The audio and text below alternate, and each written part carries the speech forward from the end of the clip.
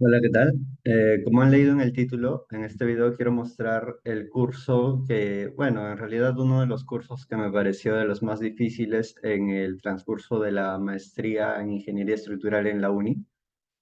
Y en realidad no quería nombrarlo como el más difícil, pero sí fue uno de los que me costó más trabajo entender la teoría y la aplicación, porque hay otros cursos que también son bastante complicados, pero sí me pareció que era complejo y además importante, ¿ok? Entonces quiero rescatar esa parte del curso de Mecánica de Medios Continuos en la Universidad de Ingeniería. Para ser un poco más específico, yo lo cursé con el doctor, ahora vamos a ver una de sus clases, Mosquera Leiva. Entonces, a veces también depende del docente que está a cargo del curso para poder tener diferentes perspectivas, pero finalmente lo que siempre yo tomo en cuenta es que el trabajo del docente es darte las herramientas para que tú puedas, para que ustedes puedan, para que uno como ingeniero finalmente pueda hacer la investigación y la búsqueda de bibliografía. Entonces, el doctor Luis Mosquera tiene bastante conocimiento en este campo y para mí las clases fueron totalmente satisfactorias. Entonces, el curso es una base importante para entender, por ejemplo, el curso del método de los elementos finitos, que está basada en la mecánica de medios continuos. Y voy a hacer un repaso, por ejemplo, de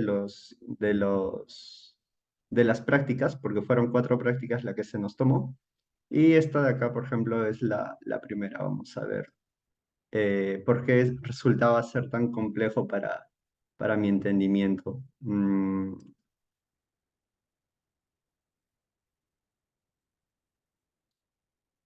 Bueno, en la primera práctica, por ejemplo, se nos indicaba un tensor expresado en estas variables x1, x2, x3, donde A, una constante, no necesariamente pequeña, y nos solicitaba determinar los tensores de Lagrange y Almanzi. Y muestre que si los desplazamientos son pequeños, es decir, si las posiciones eh, x minúscula estaban muy cercanas a las x mayúscula, y si los cuadrados de A pueden ser despreciados, ambos tensores se reducen al mismo tensor de deformación.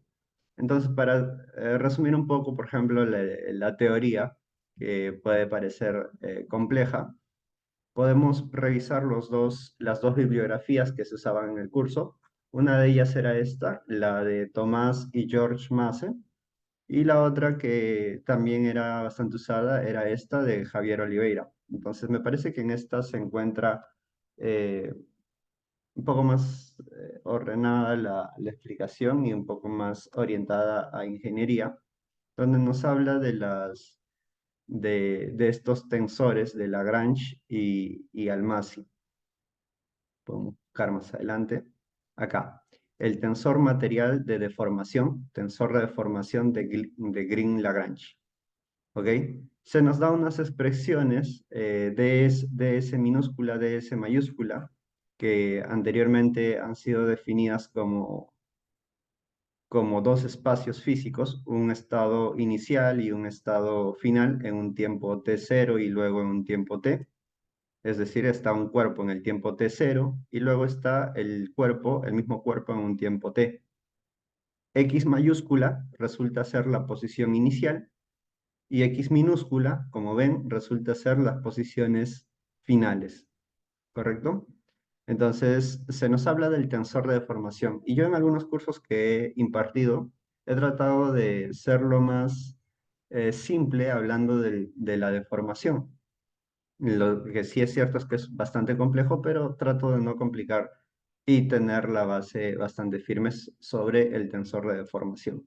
Sucede que nosotros tenemos desplazamientos, que los desplazamientos se miden en unidades de longitud, por ejemplo, metros, centímetros, pero esos desplazamientos no se suelen relacionar directamente con los esfuerzos, y ahí es donde entra el concepto de deformación, ¿sí?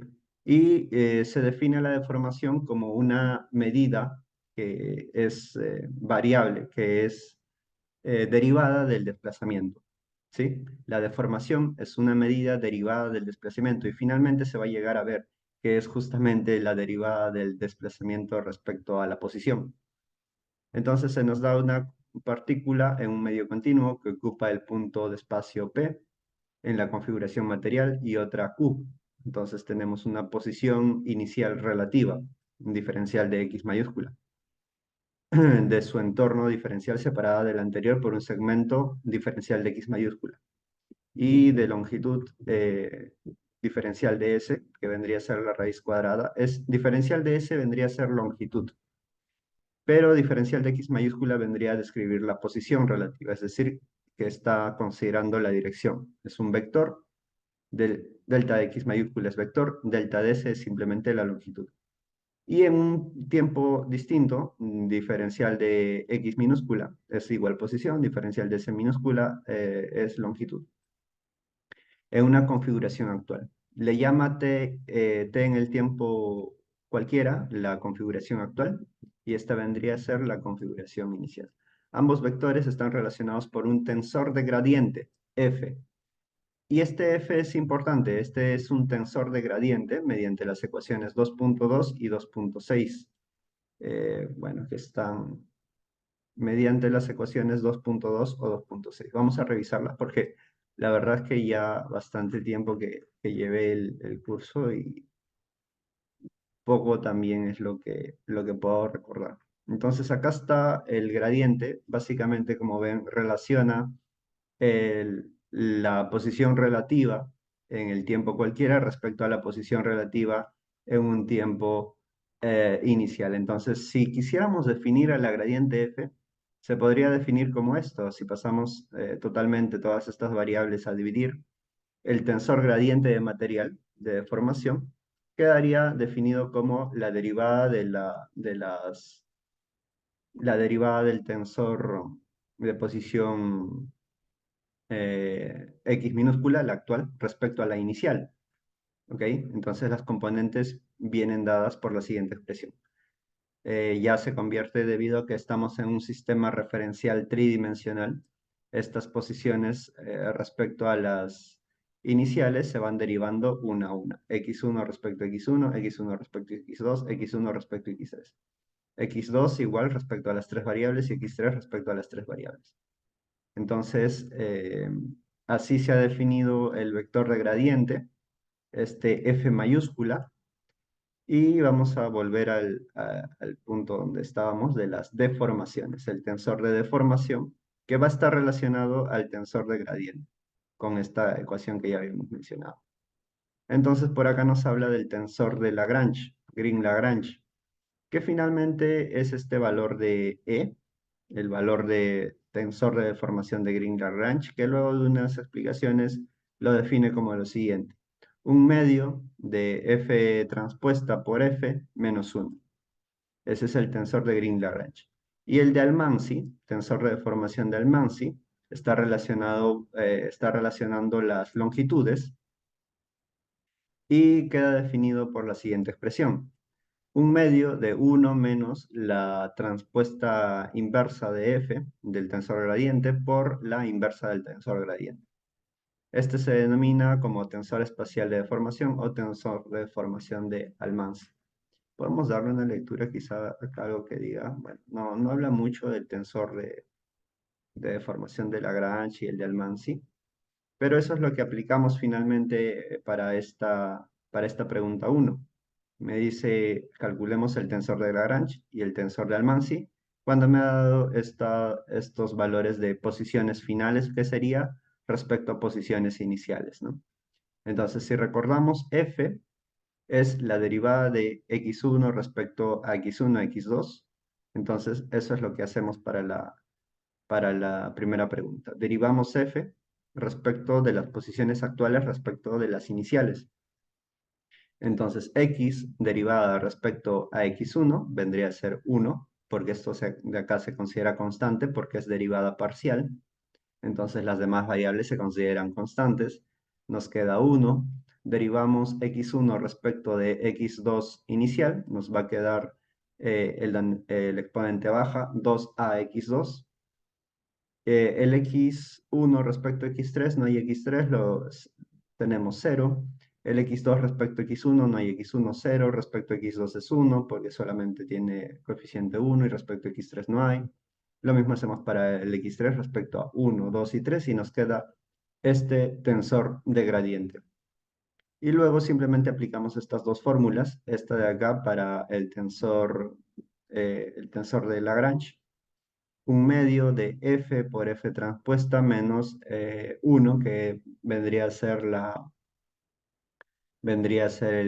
el tensor, la matriz diagonal unitaria. ¿Ok?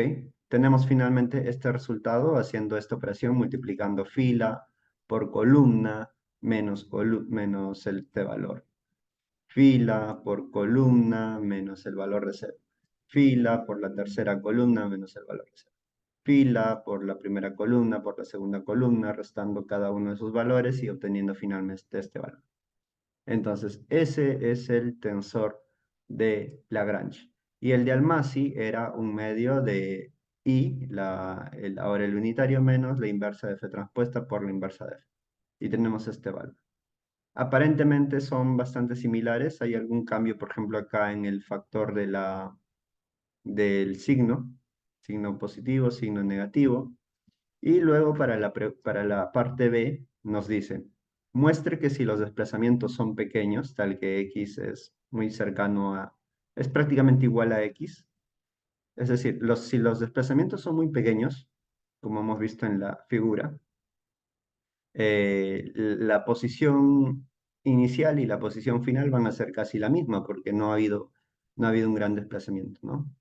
Entonces, y además los cuadrados de A nos dice que es insignificativo o poco significativo. El cuadrado de A puede ser despreciado. Entonces tenemos eso. El cuadrado de A lo hacemos 0. Y si hacemos que los x sean iguales, vamos a tener, bueno, vamos a hacer que este factor del centro sea 0, porque a cuadrado es 0. Y todos los demás factores serán iguales. Entonces, finalmente, el tensor de Lagrange es igual al tensor de Almasi. Entonces se demuestra. Para la pregunta B, nos dice que se nos muestra la figura de configuraciones de referencia y deformada de un sólido. Los puntos A y B, este punto A y este punto B, son las posiciones de los puntos A y B después de la deformación. Ah, claro. Las posiciones A minúscula y B minúscula son las posiciones finales de A minúscula, perdón, A mayúscula y B minúscula. Similar al primer caso, ¿no? Donde las mayúsculas eran los casos iniciales y después de la deformación son las minúsculas. Ahí tenemos después de la deformación A y B. Y además que nos dice que teta, el ángulo de rotación, ha sido pi sextos, que sería 30 grados. Nos pide determinar el tensor gradiente espacial de deformación, el tensor U, si el tensor gradiente es igual a un tensor de rotación, al tensor de rotación por U. ¿Cuánto vale U? Nos pide calcular también el tensor de rotación y el tensor V, si el tensor de gradiente es igual a V por el tensor de rotación. Luego, nuevamente, el tensor de Lagrange, un tensor de Cauchy, tiene este factor, el tensor de Kirchhoff y el tensor de Piola-Kirchhoff. Luego tenemos otra pregunta 3 y la pregunta 4. Ok, vamos a ver algo rápido de esta pregunta número 2, de la práctica 1. Y nos dice hallar el tensor de deformación F. Nosotros tenemos que A, la posición de A vendría a ser 0, 0, y la posición de B, la posición X mayúscula, ¿no? Y la posición de B es 2L en X y L en Y, 2L y L. Luego la posición de G y la posición de H también la necesitamos, y el factor teta. La posición de A respecto a los mismos E1, E2, porque acá también eran E1, E2, es 0, 0, y B vendría a ser por geometría. Podemos sacar acá por el ángulo, por las longitudes, podemos sacar esta expresión. ¿Ok? Y luego vamos a definir el factor de rotación G como 4L coseno de teta. A ver, este G y H no recuerdo de dónde estábamos, la verdad. Es F por G. Ok, ok, ok. Si nosotros tenemos la posición B, por ejemplo, y tenemos la posición B final, se entiende que, o por ejemplo con F, acá se está multiplicando, claro, este es el tensor, claro, la posición G mayúscula y G mayúscula y G minúscula, y como cualquier otro punto, experimenta simplemente un factor de rotación individual de la traslación. Entonces, eso se puede hallar multiplicando justamente por el tensor gradiente. Entonces, de acá sacamos que el tensor gradiente es igual a G mayúscula, perdón, es multiplicado por G mayúscula, me debe dar el G minúscula. Entonces, 4L coseno de teta vendría a ser esta posición. 4L coseno de teta es esto de acá. Y 4L seno de teta es esta posición. Esa es la posición G minúscula, ¿sí? De la geometría. Igual que A y B, podemos sacar la geometría de G. Y lo mismo para H, la posición en X y la posición en Y. Este es L medios, entonces este es L menos L medios seno de teta, y este valor, y esta altura es L medios coseno de teta. Entonces, hallamos un factor gradiente por el G mayúscula, me debe dar el G minúscula. Y lo mismo con el B, un factor gradiente por B mayúscula me debe dar el B minúscula. De esa manera calculamos este valor de F porque tenemos dos ecuaciones y tenemos estas incógnitas de F. Debido a que F es simétrica, entonces tenemos F11, F21, F21, F22 multiplicado por G, este es G, me da el G minúscula. ¿Ok? Entonces acá voy a tener algunas ecuaciones con los valores de F, F1, F21, ¿sí? Y de ahí, por ejemplo, se calcula automáticamente el F21, porque tengo teta y las L se eliminan. Y además tengo el F11. Tengo F21 y F11, porque las L se eliminan y el teta es conocido. Y de esta otra ecuación, igual multiplicando a B que conozco y a B minúscula que conozco, voy a tener dos ecuaciones. Voy a tener F11 por F12, pero yo conozco ya F11 de lo anterior y tengo el F12. Por acá voy a tener lo mismo, hallando finalmente el F22 y teniendo ahora el tensor gradiente. Si tengo este tensor gradiente, ya puedo calcular, como saben, el tensor de Lagrange y el tensor de Almasi.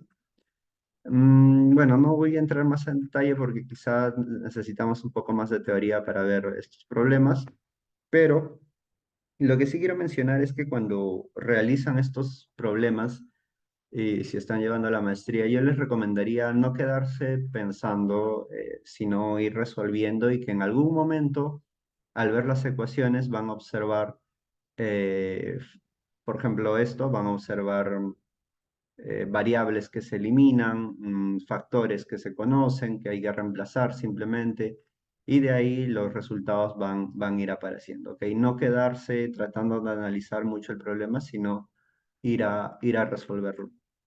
¿Ok? Acá, por ejemplo, cuando nos dice esto, significa que se puede transformar a esto. Un F transpuesta por F es igual a U transpuesta por U. De ahí podemos hallar U. Lo mismo acá. Podemos hallar el valor de Q. El tensor de deformación de Lagrange, que ya como tenemos F, podemos hallarlo con la misma ecuación. El tensor de Cauchy es simplemente algo similar y el tensor de Piola-Kirchhoff de igual forma. Y el de Almasi. De esto trata el curso, de hacer operaciones básicamente entre tensores, que inicialmente son deformaciones y luego son esfuerzos. Por ejemplo, en la práctica número 2, vamos a abrirla. el- la descripción.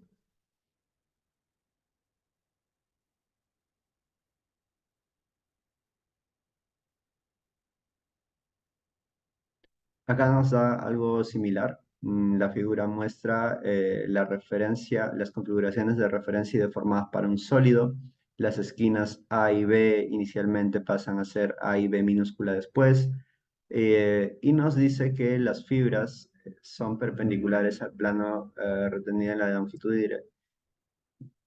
y dirección. El esfuerzo de formación para el material está relativo al material de esfuerzos y la deformación de Lagrange está definida por la deformación del esfuerzo como 4E. Calcule la atracción debida en el plano CD mostrada en la figura. Esa es la pregunta uno. La verdad que no recuerdo si la he resuelto. Y lo que sí puede haber hecho es ir avanzando. Por ejemplo,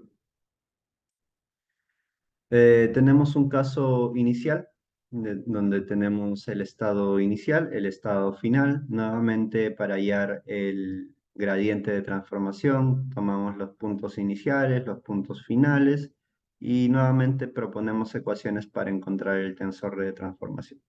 Una vez que se ha encontrado, eso no es ya complicado. Hallamos el tensor de Lagrange y nos dice de dato que el tensor de esfuerzos es 4 veces el tensor de Lagrange.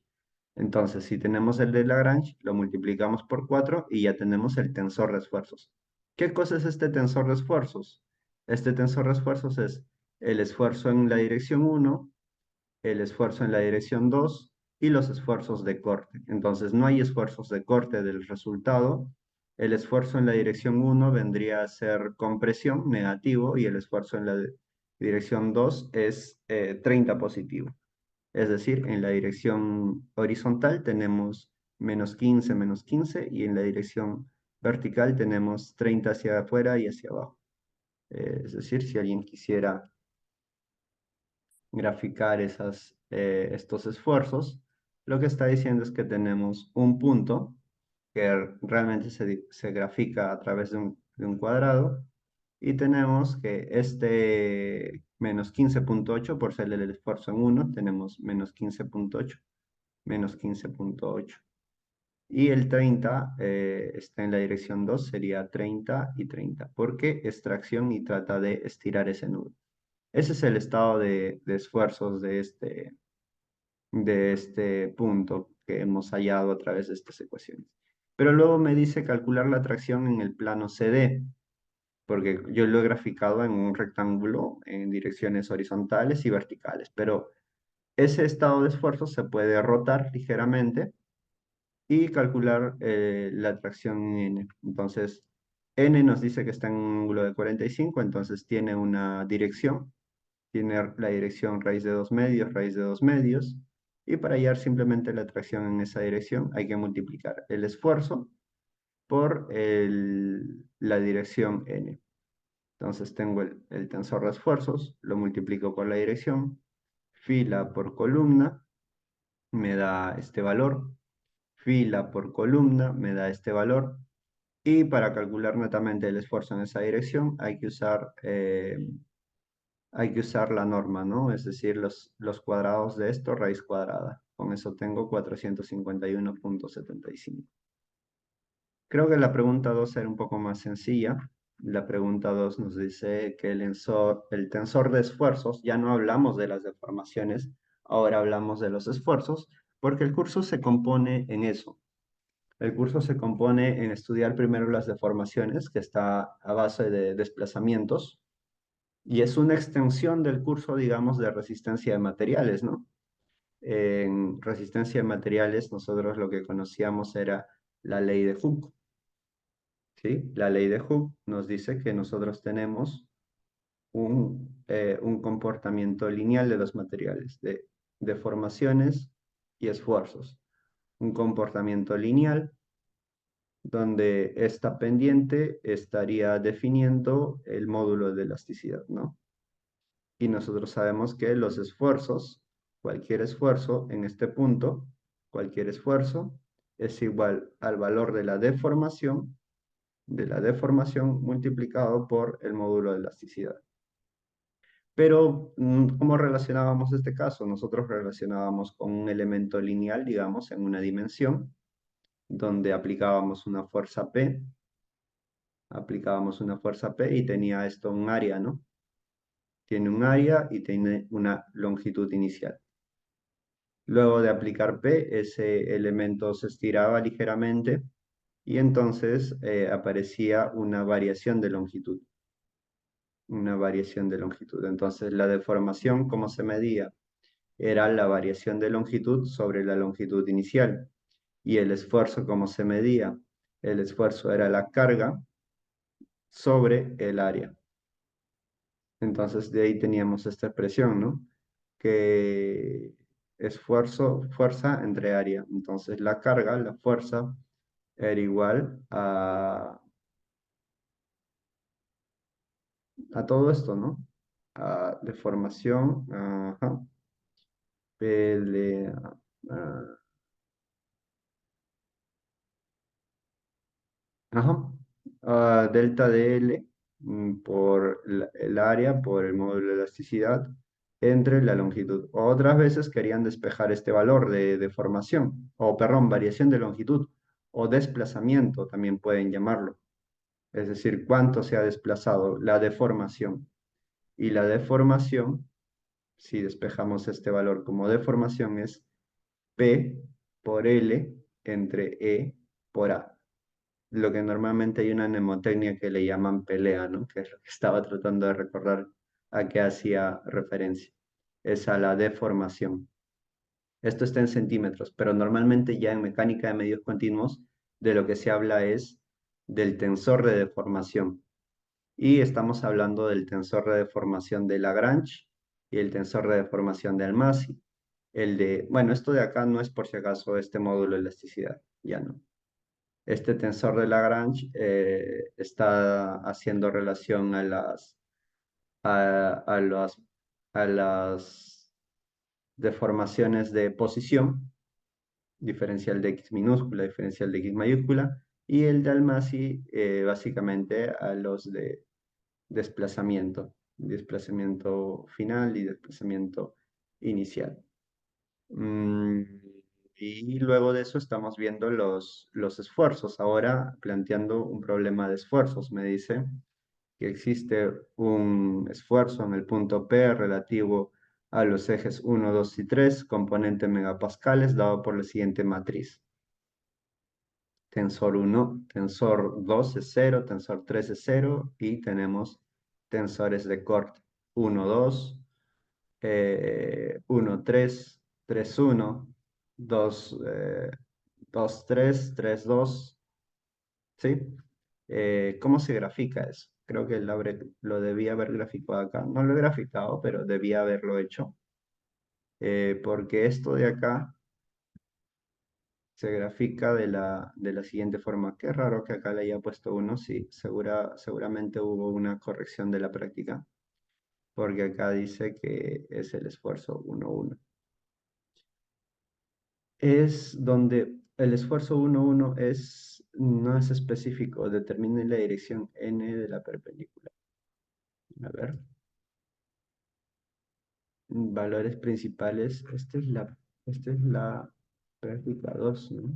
En la pregunta 2. Ah, lo puse como pregunta 3, qué raro. Ah, perdón, esta es la pregunta 2. Ok. Dado el tensor, donde sí se conoce todos sus datos, me dice determinar los valores principales y direcciones principales del tensor, el esfuerzo de corte máximo y el plano en el que actúa. Este dato también es importante porque a veces lo usamos en algunos programas. Me dice determinar los valores principales y direcciones principales del tensor. Mm, hay un, cuando nosotros usamos el programa SAP 2000, por ejemplo, ahí hay unos valores, ¿no? Que me dicen el S11, el S22, el esfuerzo máximo, el esfuerzo mínimo, el esfuerzo 1, 2, el esfuerzo 2, 3. Por ejemplo, este tensor, vamos a copiarlo, ese tensor que está indicado como 1 menos 3 raíz de 2, 1 menos 3 raíz de 2, menos 3, 1 menos raíz de 2, menos 3, 1 menos raíz de 2, y sería su opuesto, ¿no? Raíz de 2 menos raíz de 2 y acá 4. Eso me está diciendo que son los esfuerzos en un punto. Es decir, yo tengo un punto por acá, un punto tridimensional, porque ahí tengo 9 componentes, y ese punto está respecto a un sistema de referencia. Vamos a llamarle por acá X, Y, Z. ¿Ok? Entonces, el esfuerzo 1, 1, que vendría a ser en la dirección principal 1, que normalmente está relacionado a X, viene a tener el valor de 1. Ese valor es 1. En la dirección 2, en esta dirección, viene a ser 1 también, 2, 2 principal. Y en la dirección 3 viene a ser 4. Es 4 positivo, ¿no? 1, 1, 4. Pero luego están los de tracción, los que están fuera de la diagonal. Este, por ejemplo, sería el esfuerzo 1, 2, en la dirección 1, paralelo a la dirección 2. Estaría en la dirección, en la cara 1, en la cara 1, en la cara del plano 1, paralelo a la dirección 2. Entonces estamos hablando de la componente acá. Esto de acá vendría a ser menos 3, pero que se equipara con su par 2, 1, el esfuerzo 2, 1. En la cara 2, paralelo a la dirección 1. Esta es la cara 2, paralelo a la dirección 1, tenemos acá 3, menos 3 también. Entonces, esos valores están en equilibrio. Corte en esta dirección con el corte en esta dirección están en equilibrio. Luego tenemos este de acá, que sería el esfuerzo 3, 1, en la cara 3, paralelo a la dirección 1, que vendría a ser por acá, que vendría a ser con valor raíz de 2. Y eso se compara con esto, en la cara 1, en la dirección paralela a la dirección 3, hacia arriba. Ahí, en la cara 1 paralela a la dirección 3. Ahí tenemos también raíz de 2. Por eso es que son simétricos, porque están en equilibrio. Y lo otro vendría a ser esto de acá. En la cara 2, paralelo a la dirección, en la cara 3, paralelo a la dirección 2, pero negativo, es decir, sería hacia allá, con la flecha hacia atrás.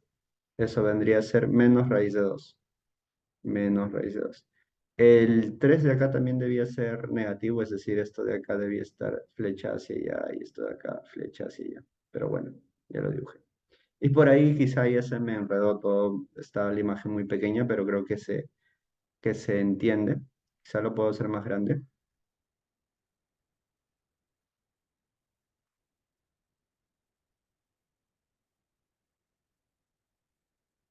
Sí, ahí.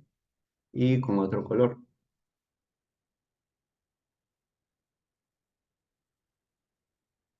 Entonces, por acá tenemos el 1, por acá tenemos el 1 también, y por acá tenemos el 4.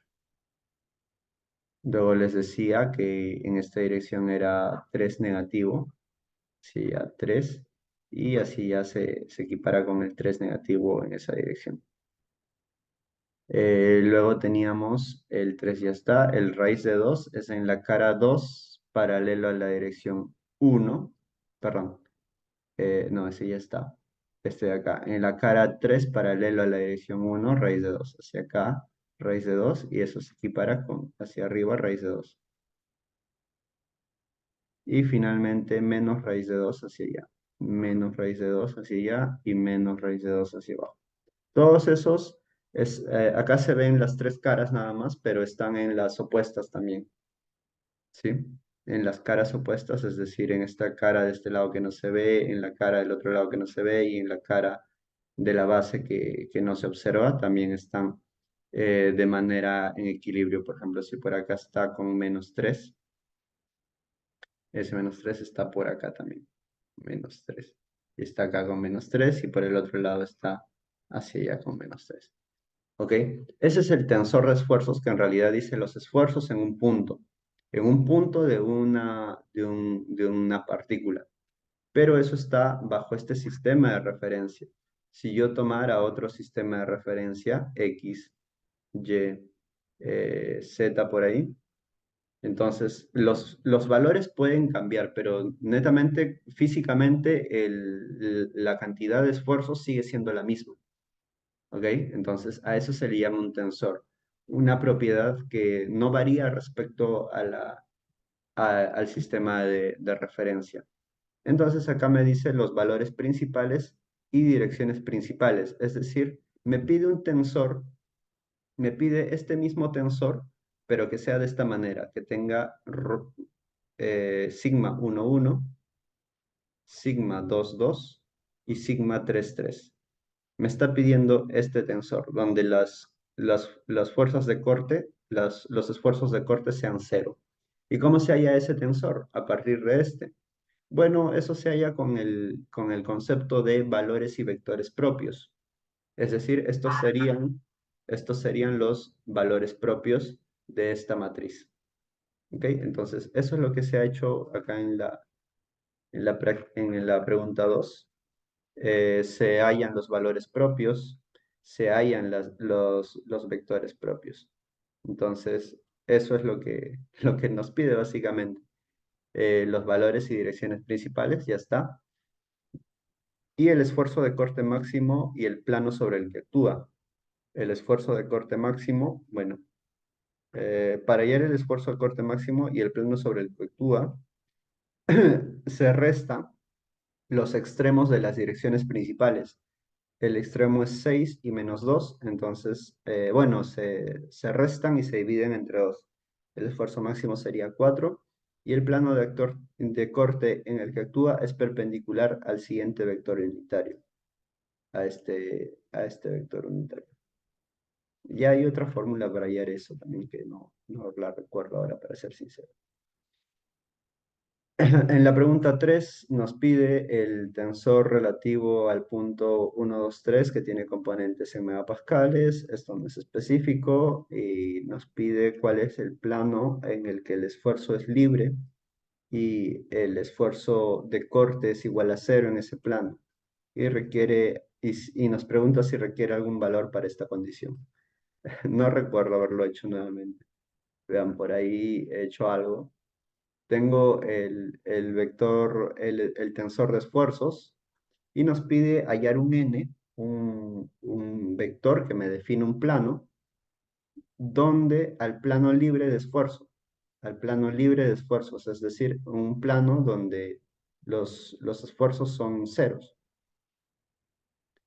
Eh, ajá, nos pide un valor para el esfuerzo 1, de tal manera que exista un plano donde los esfuerzos son ceros. Entonces, tengo el tensor de esfuerzos, que va a ser este tensor, multiplicado por este vector donde los esfuerzos son ceros. Entonces, uno multiplica el tensor por el vector y eso me da cero, me debe dar cero. Entonces, fila por columna es igual a cero, fila por columna es igual a cero, fila por columna es igual a cero, y tengo tres ecuaciones con cuatro incógnitas en realidad. Tengo la incógnita N1, N2, N3 y tengo la incógnita ρ1, 1. Pero no estoy hallando las incógnitas, sino lo que quiero es que el valor del sigma 1, 1 para que estos n sean ceros. Y otra propiedad es que bueno, en realidad tengo cuatro ecuaciones, cuatro incógnitas, porque este vector, la suma de sus cuadrados debe ser igual a 1. Entonces, por ahí tengo otra ecuación. Despejo, me sale el valor de N3, N2, N1. Hallo los valores de N y con eso puedo ir reemplazando el valor de sigma 1, 1, que resulta ser 2 megapascales. 2 megapascales o 2 megapascales. Siempre sale 2 megapascales. La parte B no sabía cómo hacerlo seguramente, por eso no la indiqué. Ah, bueno, es una única parte, ¿no? ¿Qué es requerido? Ah, ¿cuál es el valor requerido para esta condición del sigma 1, 1? Ok, sí está, es el 2 megapascales. De eso se trata, plantear ecuaciones respecto a teorías, ¿no?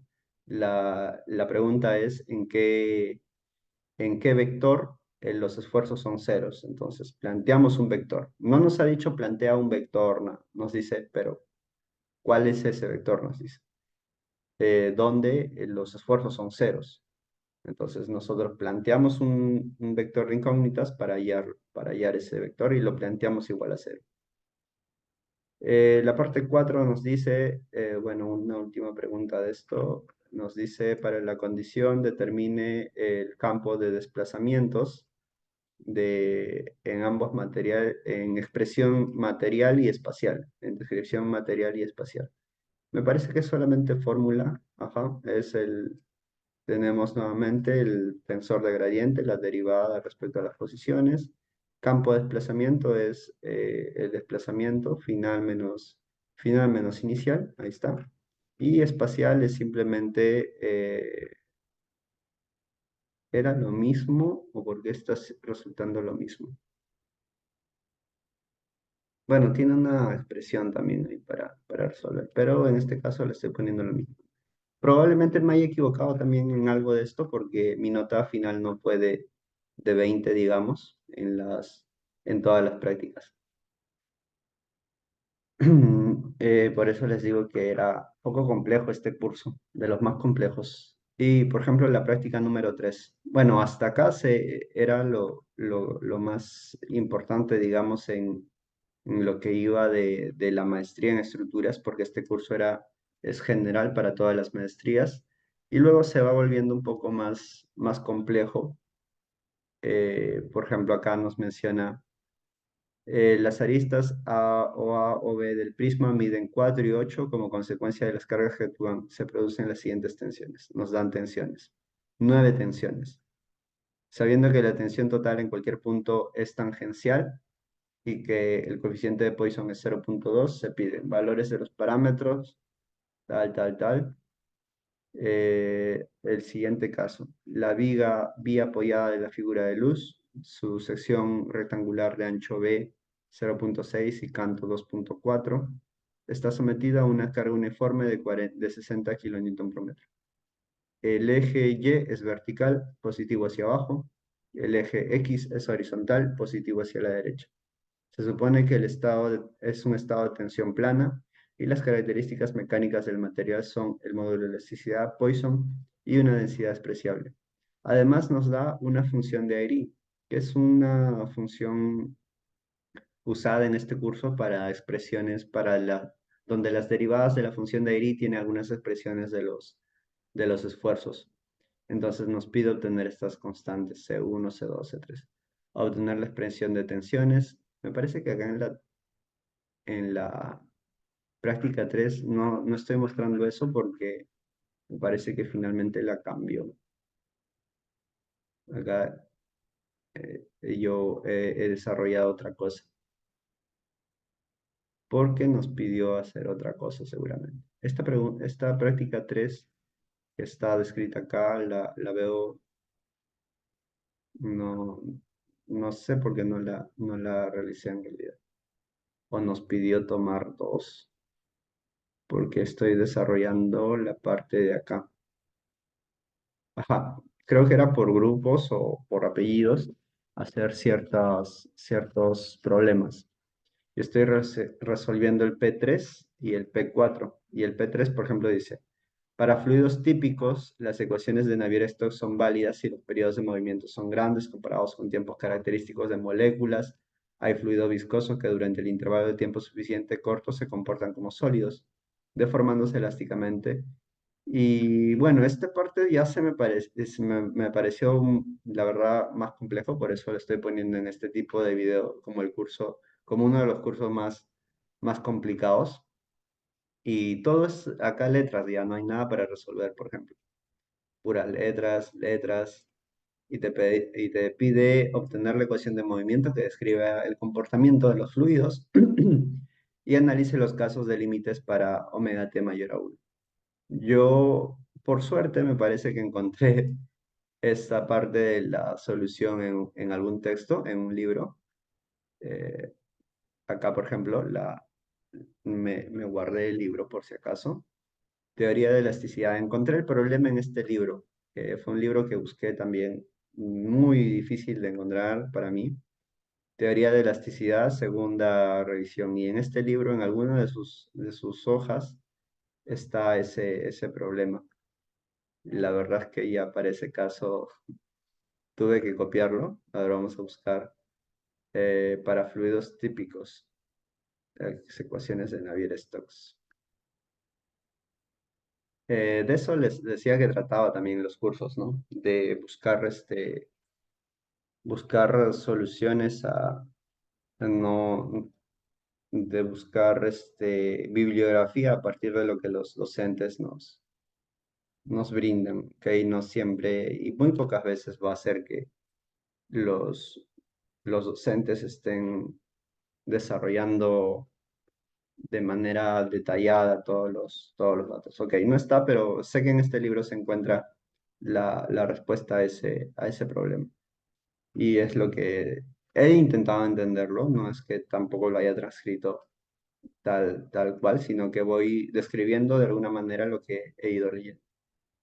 Y para la pregunta 4 que también era un poco compleja, pero ya era básicamente resolverlo a través de ecuaciones algebraicas, y eso también se pudo realizar. Eso sí lo realicé en una hoja de cálculo de MATCAD, en la cual simplemente hay que plantear ecuaciones, despejar, y vamos a obtener nuevamente el tensor de gradiente, un tensor de rotación y otros tensores de cambio. Tensores básicamente son operaciones entre matrices que pueden realizarse por notación inicial.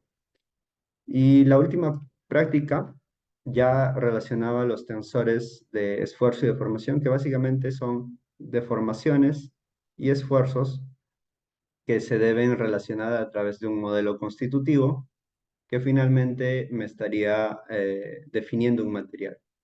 ¿Sí? Las relaciones de deformaciones y esfuerzos definen materiales y son relaciones que se necesitan en los demás cursos. Por acá se hacen algunas tablas y se usó un programa que es el Matemática Wolfram para uno plantea una ecuación ahí en el Matemática y indicamos algunas variables y ese software nos lo calcula. Entonces podemos tener resultados de las curvas esfuerzo de formación del material a partir de unos puntos y con distintos modelos matemáticos. Model-Riemann, Neo-Hooke, esos nos van a estar dando distintos resultados que pueden aproximarse mejor al resultado experimental que son los puntos. ¿Ok? Entonces, de eso trata el curso. Es básicamente como una extensión del curso de pregrado de resistencia de materiales, quizás un poco más compleja. Luego estaré mostrando quizá la calificación que obtuve en este curso y para que vean una comparación con los otros cursos, ahí comparando entre notas qué tan complicado pudo haber sido. ¿Ok? Vamos a dejar hasta ahí este video. Espero que les sirva de algo, de alguna manera de abrir el conocimiento sobre la parte de mecánica de medios continuos, que como les repito, es un curso bastante importante en otros cursos de esta maestría, como el de curso de análisis, perdón, comportamiento en concreto armado, elementos finitos. Vamos a ver de ahí otro curso también que llevé en este periodo del 2020, segundo semestre, que era el de métodos numéricos, un curso muy bueno, muy bien detallado por el doctor Scaletti, por el PhD Scaletti. Y llevé otros dos cursos, matemáticas y comportamiento de estructuras, en ese mismo periodo que podemos ir viendo si les está interesando estos videos. Por ahí podemos ir avanzando luego con otros cursos. ¿Ok? Muchas gracias. Nos vemos. Gracias por seguir el video, por comentarlo, por darle like y suscribirse para recibir más noticias. Muchas gracias. Hasta luego.